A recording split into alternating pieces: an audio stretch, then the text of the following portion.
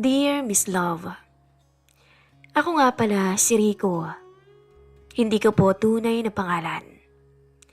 3 taon na kaming kasal ni Riza, ang asawa ko. 30 anyos na po ako at siya naman ay 32 years old. Matanda siya sa akin ng 2 taon. Nagtatrabaho ako bilang supervisor sa isang warehouse. Si Riza naman, dating teacher. Pero ngayon, full-time sa maliit naming online business. Mga damit, skincare at kung ano-ano pa. Tahimik lang ang buhay namin. Hindi marangya pero maayos. May sarili kaming bahay, may sasakyan, at may plano sanang magkaanak ngayong taon. Akala ko ayos kami. Akala ko wala kaming problema. Pero hindi. Mali ako. Isang gabi noon, Miss Love. Nagising akong wala siya sa tabi ko. 1:00 ng madaling araw noon. Pumunta ako sa sala at nandun siya.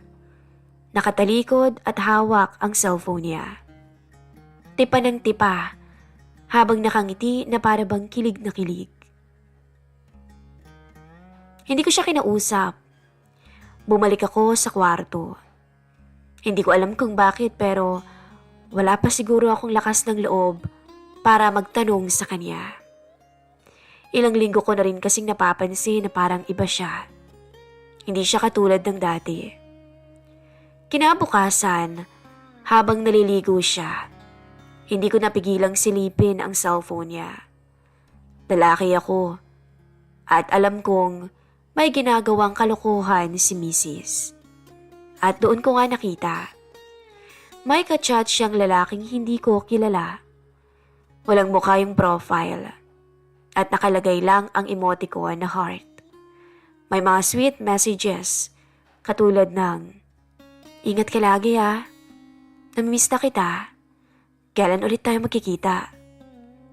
Mga litrato niyang nakasmile na bihira akong makita. Hindi ko siya kinumpronta, Miss Love. Pero mula po noon, nag-iba na ang lahat.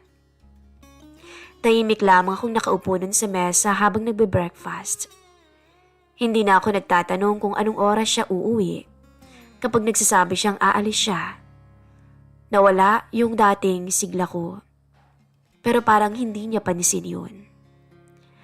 Isang gabi, tinawagan ako ni Jay, ang kumpare ko.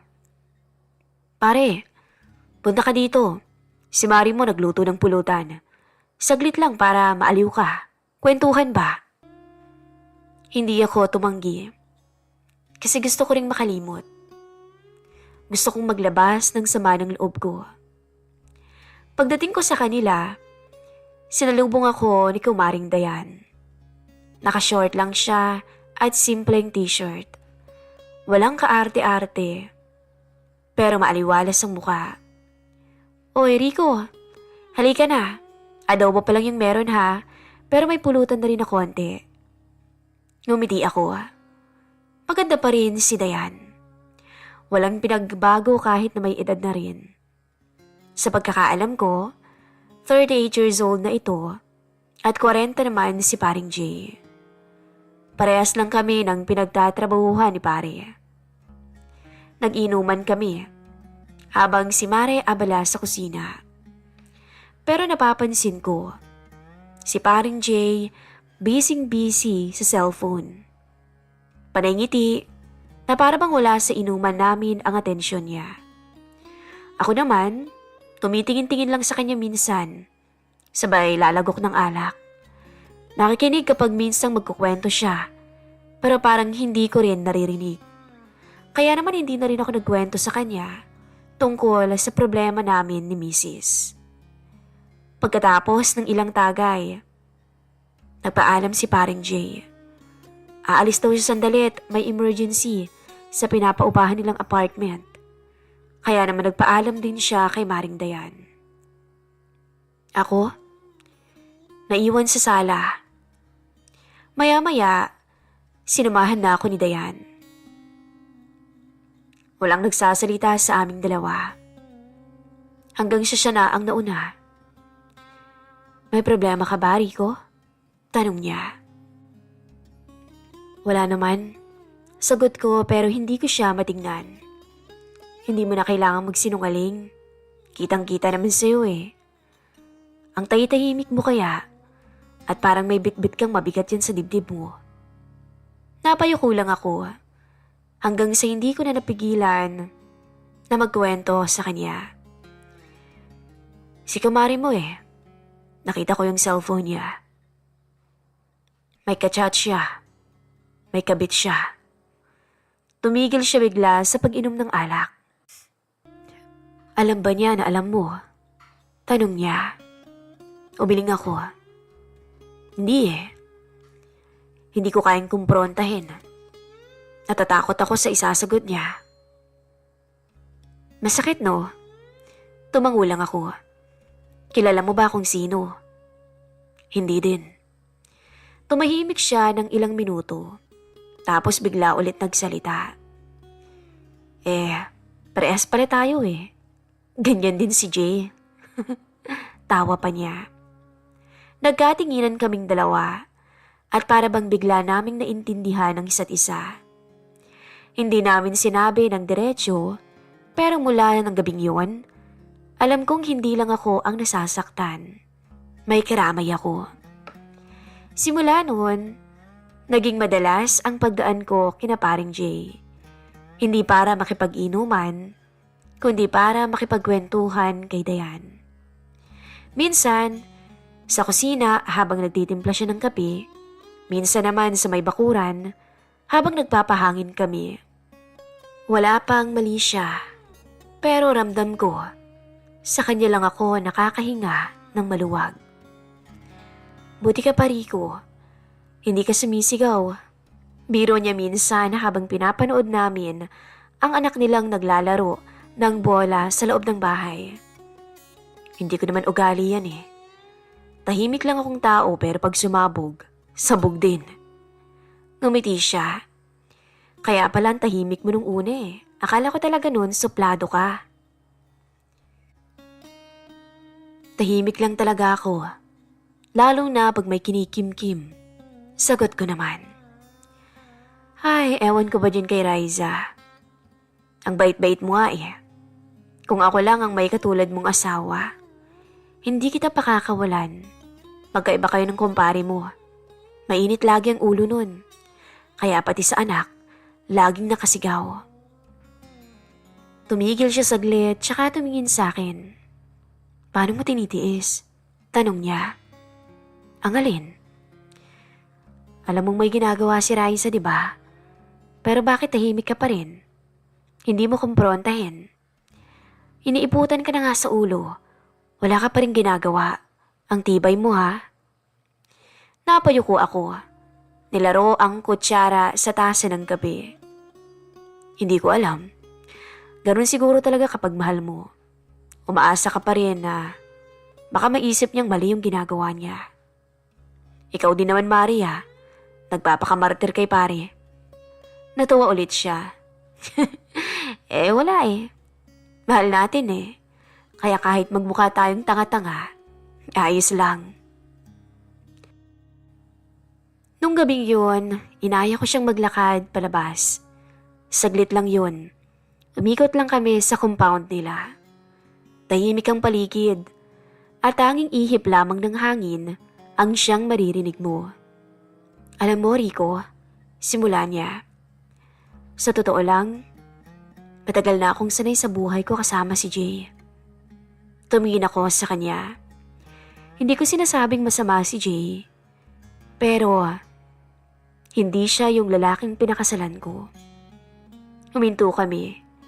Sa ilalim ng streetlight, pareho kaming parang na-freeze sa eksena. Bakit mo sa akin sinasabi yan? Tanong ko.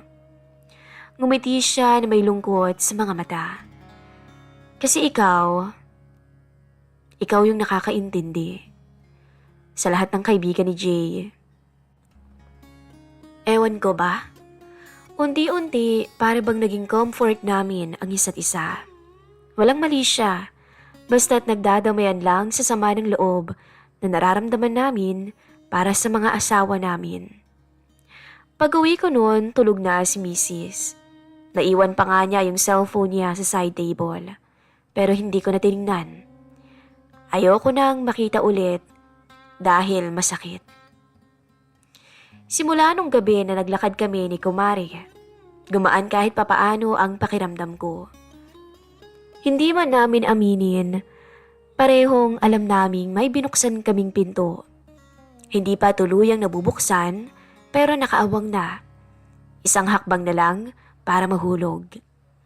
Isang linggo ang lumipas. Minsan nagpaparamdam ako sa kanya, minsan siya ang nauuna. Hanggang isang araw, tinawagan niya ako. "Rico, andyan ka ba sa bahay niyo?" Tanong niya nang may kaba sa boses. "Oo, Mare, bakit? May problema ba? Pwede ka bang pumunta? Saglit lang, may ipapakita ako." Wala akong naiisip na importanteng sasabihin niya. Na-jacket ako pagkatapos ay pumunta ako sa kanila. Pagkarating ko sa bahay nila, nakasando lang si Dayan at nakashort ng maiksi. Tulog na raw ang anak nila. Si Jay, wala. Umalis daw. May sinundo. O mas tamang sabihin na may kinitang iba. Tahimik lang siya pero halata ang pagkabugto ng mata. Na parabang kanina pa umiiyak. "Ayos ka lang ba?" Tanong ko. Pero inabot niya sa akin ang cellphone niya. Mga screenshot. Una ko nabasa ang pangalan ng misis ko. At sa ilalim naman ang sender. Na nakalagay ang pangalan ni Jay. Nanlamig ang likod ko. Para akong binuhusan ng malamig na tubig at the same time parang may sumampal pa sa akin. Mga usapang sweet, late night replies. "Namiss kita. Ingat ka palagi ha. Alam mo bang ikaw lang yung nakakagaan ng araw ko? Wala dito si Rico. Punta ka muna dito. Saglit lang tayo. Namiss kita eh." Hindi ko akalaing magagawa yun ng asawa ko. At ni paring Jay. Lahat malinaw. Napakarami. At napakahaba ng kanilang chat. Si Jay, ang ka-chat ng asawa ko. Hindi ako makagalaw. Hindi ko rin alam kung anong dapat kong maramdaman. "Totoo ba to?" Tanong ko kay Dayan. "Oo." Umiiyak niyang sabi. Nakita ko kagabi nung umalis siya. "So, paano ngayon? Pareho pala tayong biktima. Pareho pala tayong sinasaksak sa likod natin nang wala tayong kaalam-alam." Sabi pa niya. Umupo siya sa may sofa. Ako naman nakatayo lang. Hindi ko alam kung uupo ba ako o aalis, pero nanatili ako. "Paano mo nakita to?" Tanong ko. Naiwan ni Jay yung lumang cellphone niya sa drawer. May auto backup pang messenger. Nagsinubukan kong tingnan. Ayun. Nakita ko yan lahat. Hanggang sa lumapit siya sa akin. "Rico, ayokong magkunwaring okay ako." Tumingin siya sa akin at diretso sa mga mata. Walang takot. At ayokong mag-isa sa sakit na to. Hindi ako sumagot. Pero nang lumapit siya, hindi ko na rin nagawang iwasan siya. Yakap lang nung una. Para bang yakap ng dalawang taong matagal nang tinatago ang pagod, ang galit, ang sakit. Nagsalubong ang mga mata naming dalawa. Walang salita at para bang nag-usap ang mga mata namin na gusto naming makaganti. Kung kaya nila, mas kaya natin. Tikman mo ko. Gawin mo lahat ng gusto mong gawin sa akin. Matigas niyang sabi. Maganda ako, Rico. Kaya hindi ka nalugi. Hindi ko alam kung tatawa ba ako sa sinabi niya. Pero doon nag-umpisa ang lahat. Hindi dahil sa uhaw kami o sa init, kung hindi dahil sa sakit ng nararamdaman namin. At ganti na rin tungkol sa nalaman namin. Wala kaming pakialam. Sa sofa kung saan siya nakaupo, nangyari ang hindi dapat. Naghalikan kami. Halik na punong-puno ng sakit. Masarap, oo. Nag-enjoy ako. Kung tutuusin nga, mas masarap si Kumari kesa sa asawa ko. Kaya ewan ko, paano nagawa ng asawa niyang lokohin siya. Saglit lang yun. Matapos makontento, okay na. Hindi na kami nag-usap pagkatapos. Pareho lang kaming nakatingin sa isa't isa. Pero ramdam naming pareho ang contentment. At ang pinakamasaklap, wala kaming naramdamang pagsisisi. Hindi ko alam kung ano kami bukas. Hindi ko rin alam kung paano ko haharapin ang asawa ko. Pero sa ngayon, ang alam ko lang, pareho kaming nasaktan ni Maring Dayan. At pareho naming pinili ang isa't isa. Kahit alam naming bawal. Paglabas ko ng bahay nila, hindi ako dumiretso pa uwi. Umupo muna ako sa gilid ng kalsada. Doon sa may tindahan na sarado na. Nakatulala lang ako. Iniisip ang nangyari. Ang hirap intindihin ng sarili ko. Galit ba ako? Masaya ba ako? Hindi ko alam. Pero ang sigurado ko, hindi ko nakilala ang sarili kong to. Si Riza, si Jay, pinagkatiwalaan ko pareho. Parehong malapit sa buhay ko. Parehong inakala kong pamilya. Pero sila ang dahilan kung bakit ako humantong sa isang kasalanang hindi ko inakalang magagawa ko.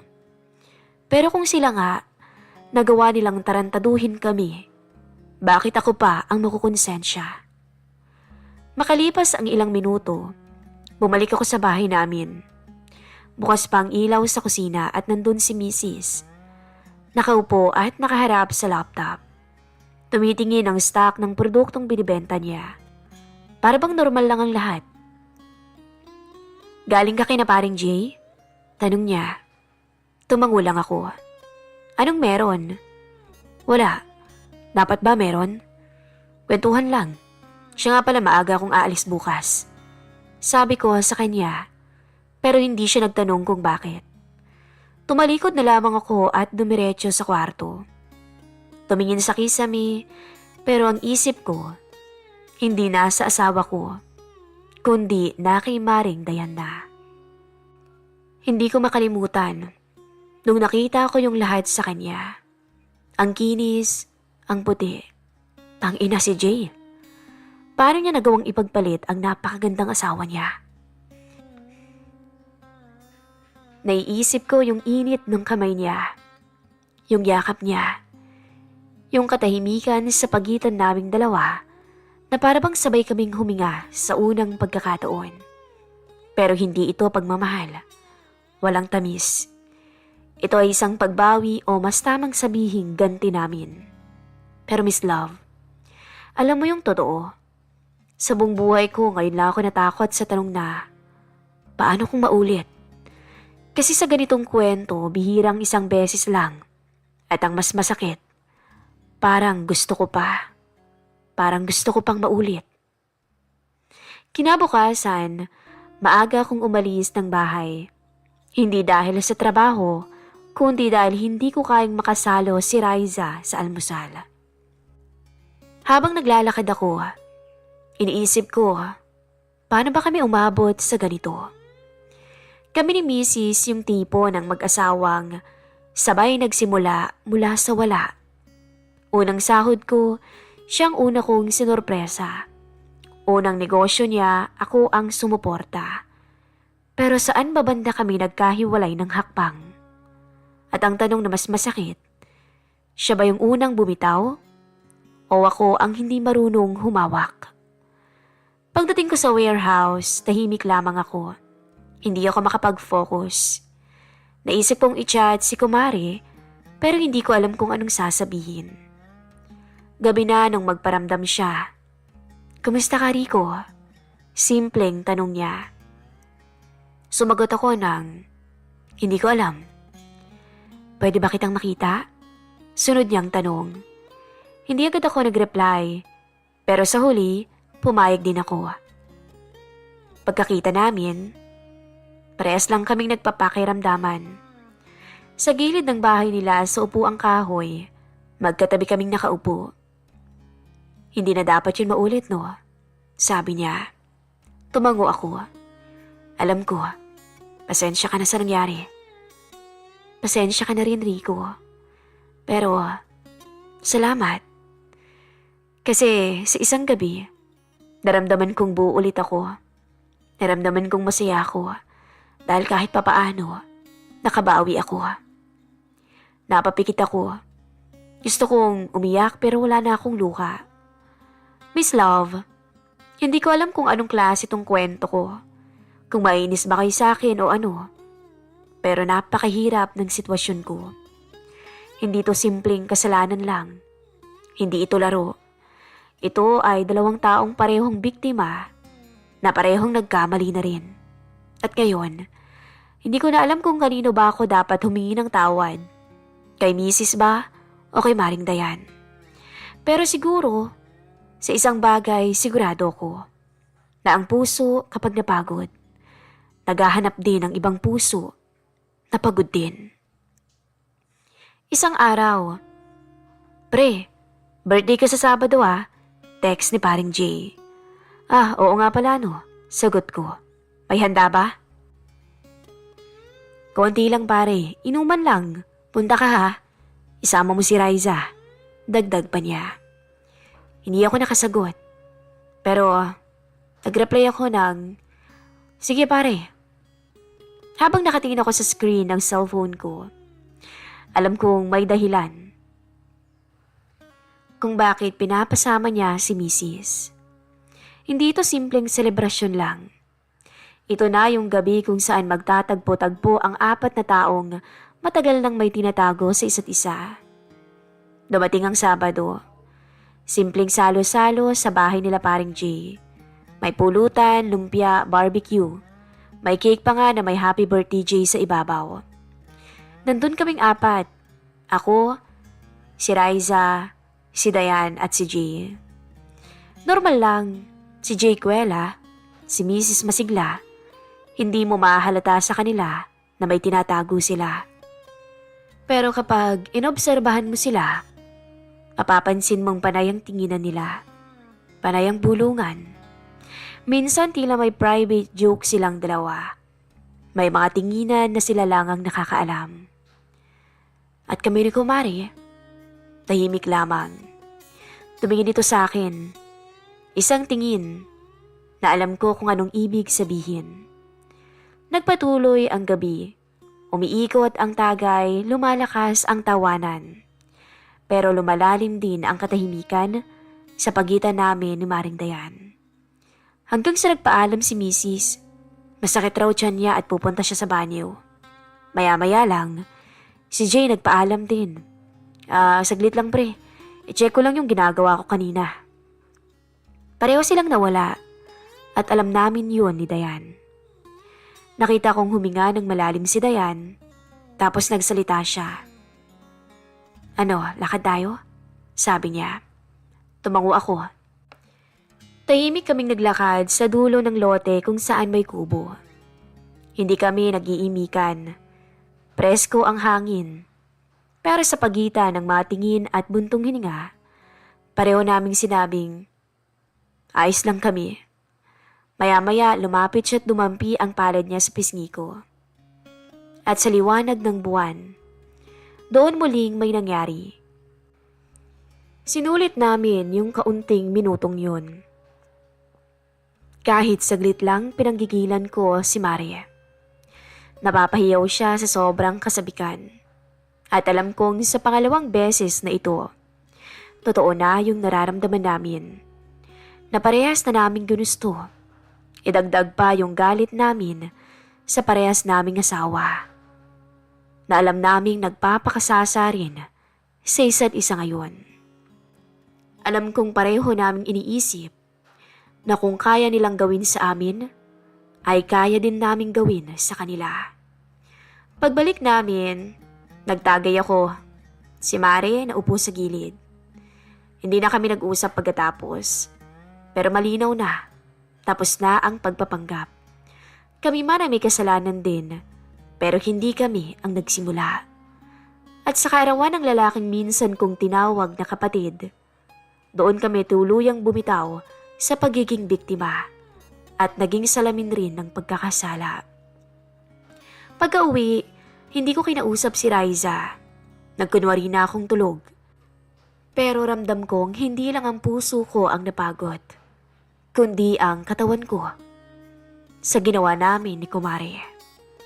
Kinabukasan, maaga akong nagising. Habang nagkakape ako, pumasok sa isip ko si Dayan. Ang mga mata niya, ang yakap niya, na parabang saglit niya akong pahinga. Lumipas pa ang mga araw matapos ang birthday ni Jay. Akala ko okay na. Pero sa tuwing titingin ako sa asawa ko, hindi ko na siya kilala. Isang gabi, nasa kubo ulit kami ni Mare. Tinanong ko siya, hanggang kailan natin to gagawin? Tumingin siya sa akin. Hanggang ginagawa nila. Hindi tayo matatapos. Nag-e-enjoy ka naman sa akin, di ba? Hindi naman ako boring. Ewan ko ba? Bakit pa siya naghanap ng iba? At hindi man lang lumayo. Asawa mo pa. Pero nandito na Rico. Nagawa na natin. Pare-parehas na tayong apat. Palit-palit ng asawa. Pinagkaiba lang. Sila matagal na nilang ginagawa. Tayo, nag-uumpisa pa lang. Huwag kang makonsensya, Rico. Mag-enjoy ka na lang. Enjoy natin yung bawat pagtatagpo nating dalawa na ginagawa din nila. Uwi ka niya, sabay halik ulit sa akin. At muli, Miss Love, may nangyari po sa amin. Isang masarap na sandali sa piling niya. Isang hapon, nakita ko si paring Jay palabas ng warehouse. Nakatutok yung paningin sa cellphone niya habang nakangiti. Tumingin ako sa kanya. Napatingin din siya sa gawi ko. Walang bakas ng hiya. Kumaway pa nga eh. Ingat pare, sabi pa niya. Ako rin kumaway. Pero ang laman ng utak ko puro tanong. Bakit parang ganun lang kadali sa kanya? Bakit ako pa yung nakakaramdam ng guilt? Eh sila naman tong nauna. Pero nagpapasalamat ako sa asawa niyang si Dayan. Kasi sa gitna ng lahat, nandyan siya at piniling damayan ako. Kahit alam niyang sirang-sira din siya. Hindi ko alam kung may wakas ang lahat ng to. Hindi ko alam kung may kapatawaran. Pero sa ngayon, eto kami. Pareho ng pagod na magmahal sa maling tao. Ngayon habang tinititigan ko si Mrs. habang natutulog, iniisip ko kung kailan ko siya huling minahal at kailan ko rin siya huling naramdaman. At habang sinusulat ko nga to, Miss Love, gusto ko nang magtanong sa inyo kahit hindi pa tapos. Kung sa pagitan ng tama at mali, may lugar pa ba para sa mga tulad namin na sinaktan at nagkamali rin? Pwede bang doon muna kami tumigil? Kahit saglit lang, kahit hindi habang buhay. Lumipas pa ang mga araw. Ngayong gabi, kachat ko si Mare. Tinatanong niya ako kung kailan kami ulit magkikita. Napaisip ako, bakit pa parang mas hinahanap ko na siya kaysa kay Mrs. Kanina habang kumakain kami ni Riza, nagtanong siya, okay ka lang ba? Tumango ako. Oh, pagod lang sa trabaho. Pero sa totoo lang, hindi lang naman katawan ko ang pagod dahil sa trabaho, kundi pagod na rin ako sa lahat. Pagod na akong itanggi ang sarili kong pagkakasala. Pagod na akong magpanggap na wala akong alam. Pagod na akong umasa na babalik pa kami sa dati. Lalo na't ako mismo, hindi na sigurado kung gusto ko ba bang bumalik kami sa dati. Kaya eto ako ngayon, Miss Love, nasa gitna ng dalawang mundo. Yung isa, asawa kong unti-unting nawawala. At yung isa, taong hindi ko dapat minahal, pero nandun nung ako'y iniwan. Gabi ulit, tumawag si Mare. Pwede ka ba ngayon? Tanong niya. Oo, pero saglit lang. Lumabas ako. Nagkita kami. Rico, kung gusto mo nang itigil to, sabihin mo lang pero wag mo akong iiwasan. Yun ang sabi niya. Alam kong mahirap to, sabi pa niya. Huminga ako ng malalim. Mare, paano ba natin to tatapusin ng hindi nasasaktan? Hindi siya sumagot agad. Kasi ngayon alam kong kahit bawal kami, may tunay na damdamin na sa pagitan naming dalawa. At kaya ako nagsusulat ngayong Miss Love, hindi para ikuwento ang kasalanan ko, kundi para humingi ng payo. Kung kayo ba ang nasa kalagayan ko, alam mong may asawa ka, pero hindi ka na pinipili, at may babaeng handa ka namang piliin, pero hindi mo naman asawa. Paano mo ba pipiliin ang tama kung hindi na ikaw ang pinipili? Paano mo isasara ang pinto kung sa kabilang dulo nun may tao namang naghihintay? Hindi para sirain ka, kundi para damayan ka. Alam kong dapat na akong tumigil. Alam kong dapat ko na itong tapusin. Ako yung lalaki. Pero paano? Kung sa bawat pagtulog ko sa tabi ni Raisa, mas gusto ko nang nandun si Kumari. Paano kung sa bawat ngiti ni Paring Jay, mas nakikita ko yung panluloko kaysa sa pagkakaibigan? At paano kung sa bawat tahimik na gabi, mas totoo pa yung bawal kaysa sa legal? Siguro ang sagot, nasa pagitan ng lakas ng loob at lakas ng loob. Lakas ng loob na iwan ng bawal at lakas ng loob na aminin sa sarili mong mahal mo pa rin yung taong nanakit. O baka naman, lakas ng loob para tanggapin na hindi lahat ng pagmamahal ay kailangan ipaglaban. Ngayong gabi, tingnan ko ulit si Mrs. habang natutulog. Pagkatapos tumayo ako at lumabas. Nagpahangin para mag-isip-isip. Tapos umupo ako sa waiting shed. Doon ko sinulat to. Simpleng tanong lang ang itatanong ko mula sa inyo. Dapat pa ba akong lumaban para sa pamilyang tila iniwan na ako? O dapat ko nang palayain ang sarili ko? Iwanan lahat sila. Lisanin sila. Kahit masaktan ako. Para sa ikakatahimik naming lahat. Alam kong mali rin ako, Miss Love. Alam kong hindi ako perpekto. Pero kung pareho kaming may kasalanan, sino pa ang lalaban? Kung kayo ho ang nasa kalagayan ko, pipiliin niyo bang ayusin pang pamilya mo kahit ikaw na lang ang umahawak? O pipiliin mong bumitaw para pareho na kayong makahinga? Kaya ngayon, habang nakaupo ako sa waiting shed, nakatingala ako at tinititigan ang mga bituin. Kinakausap kahit hindi naman sasagot. Umaasa akong may makarinig, may makaintindi, at may makapagsabi sa akin kung alin ba ang mas tama. Ipaglalaban ko pa ba ang asawa ko? O mas tamang iwanan ko na ito para mahanap ko ulit ang sarili ko? Yun lang, Miss Love. Sana may sagot kayo. Kasi ako kahit anong pilit ko, wala akong maisip na sagot. Maghihintay ho ako hanggang mabasa nyo ang sulat kong ito.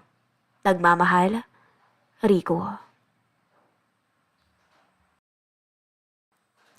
Napakahirap ng sitwasyon mo, Sir Rico. Actually, ngayon ko lang to na-encounter.